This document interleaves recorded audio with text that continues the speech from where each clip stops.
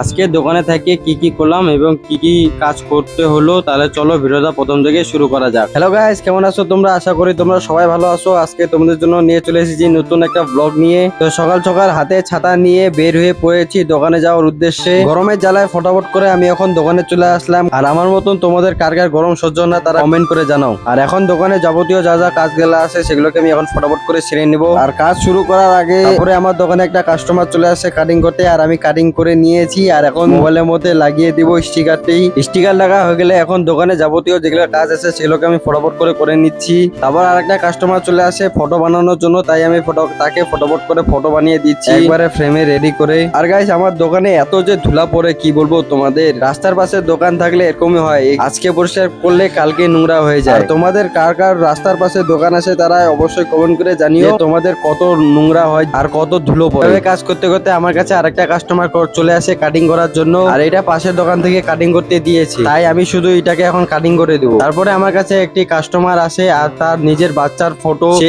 AI দিয়ে edit করে আমাকে এই ফটোটাকে বার করতে বলে। আমি তাকে এই ফটোটা বার করে দিই। আর আমার এই ফটোটা দেখে মনে হচ্ছে যে এটা আসলের থেকে নকলি বেশি মনে হচ্ছে। তারপরে আমার একটা কাস্টমারের অর্ডার ছিল যে অন্নপ্রাশনের বড় একটা ফ্রেম বানাতে হবে, তাই আমি সেটাকে ফটাফট করে রেডি করে দিচ্ছি। আজকের মতন ব্লগটা এতটাই, দেখা হচ্ছে নেক্সট কোনো ব্লগে। তো আজকের জন্য টাটা।